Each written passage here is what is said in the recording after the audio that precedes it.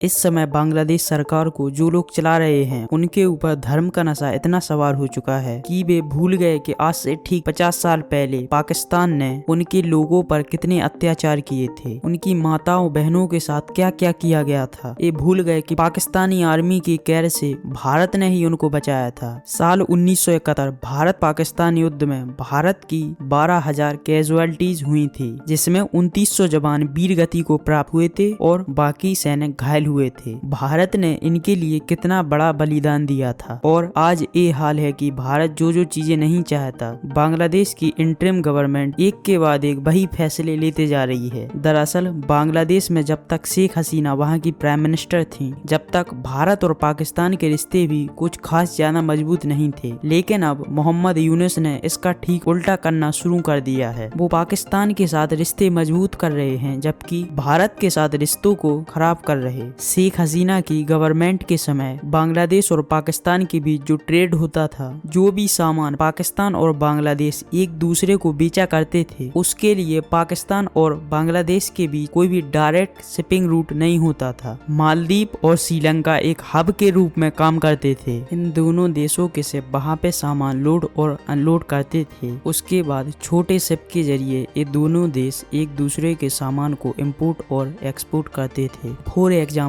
अगर पाकिस्तान को कोई सामान बांग्लादेश को एक्सपोर्ट करना होता है तो सबसे पहले वो मालदीव या श्रीलंका जाता था, फिर उसके बाद छोटे शिप के जरिए वो बांग्लादेश में पहुंचता था। इस वजह से पाकिस्तान और बांग्लादेश के बीच बायलैटरल ट्रेड थोड़ा कम होता था। साल 2023 में पाकिस्तान और बांग्लादेश का बायलैटरल ट्रेड $1 बिलियन का था। पाकिस्तान ने बांग्लादेश को $700 मिलियन का एक्सपोर्ट किया था, जबकि बांग्लादेश ने पाकिस्तान को $74 मिलियन का एक्सपोर्ट किया। कहने का मतलब है कि इस ट्रेड से पाकिस्तान को ज्यादा फायदा होता था और बांग्लादेश को ना के बराबर। इससे शेख हसीना की सरकार को कोई भी प्रॉब्लम नहीं होती थी, क्योंकि उन्होंने अपनी प्रायोरिटी में पाकिस्तान को कभी रखा ही नहीं। भारत के साथ रिश्ते मजबूत किए क्योंकि भारत ने हर मुश्किल समय में बांग्लादेश की मदद की है। लेकिन ऐसा नहीं है कि पाकिस्तान बांग्लादेश को डायरेक्ट शिपिंग रूट के लिए प्रेशराइज नहीं कर रहा था, मगर शेख हसीना इसके लिए कभी मानी ही नहीं। लेकिन सारी सिचुएशन अब बदल चुकी है। रेफरेंस के लिए आपकी स्क्रीन पर एक आर्टिकल का स्क्रीनशॉट होगा। न्यूज निकल के आ रही है कि पाकिस्तान और बांग्लादेश के बीच डायरेक्ट शिपिंग रूट की शुरुआत हो चुकी है। कल ही पाकिस्तान के कराची पोर्ट से कार्गो शिप डायरेक्टली बांग्लादेश के चिटागोंग पोर्ट तक पहुंचा। इस कार्गो शिप की कैपेसिटी 2300 कंटेनर कैरी करने की है, यानी एक बड़ा कार्गो शिप है। आज के बाद पाकिस्तान बांग्लादेश को इम्पोर्ट एक्सपोर्ट करने के लिए